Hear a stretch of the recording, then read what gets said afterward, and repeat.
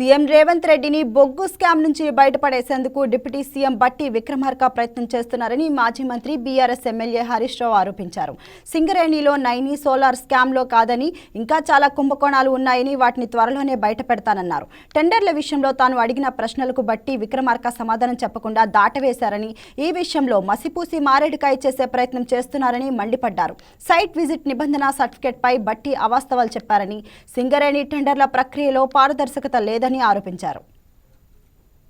ఈ అవినీతికి సూత్రధారి పాత్రధారి అని నేను చెప్తుంటే రేవంత్ రెడ్డితో నువ్వు మాట్లాడతా అంటే ఎట్లా? Is it not a joke? ఇది ఎట్లుందంటే బట్టి గారి ప్రెస్ మీట్ చూస్తే ఉల్టా చోర్ కోత్వాల్కు డాంటే అనే సామెత గుర్తొస్తా ఉంది. బొగ్గు స్కామ్ పై స్పష్టమైన సమాధానాలు ఇవ్వకుండా మాటల గారడితో 4 కాగితాలు చూపి మసిబూసి మారేడికాయ చేసే ప్రయత్నానికి బట్టి విక్రమార్క గారు చేశారు.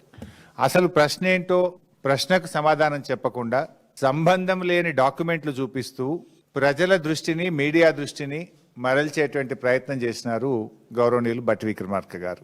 సింగరేణి స్కామ్ కు ఎవరు బాధ్యులు, ఎంత నష్టం జరిగింది, ఎవరు లబ్ధిదారుడు, ఇవి 3 బేసిక్ క్వశ్చన్స్. లబ్ధిదారులు ఎవరు, నష్టం ఎంత జరిగింది, బాధ్యత ఎవరిది?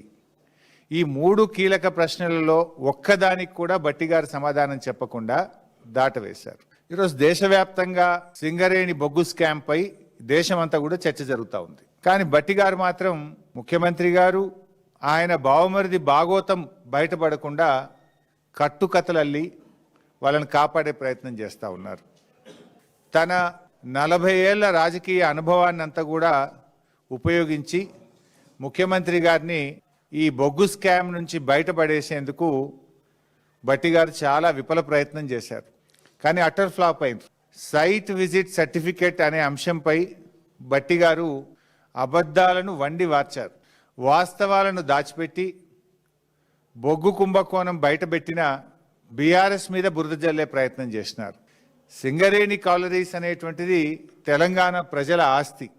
ఇది ఏ ఒక్క మంత్రికో ఒక ప్రభుత్వానికో కొద్దిమంది కాంట్రాక్టర్లకు చెందిన సంస్థ కాదు. సింగరేణిలో పారదర్శకత, పోటీ, న్యాయం అనే మౌలిక సూత్రాల మీద నడుస్తుంది. Please subscribe to YK TV Network. Please subscribe to YK TV. Please watch YK News.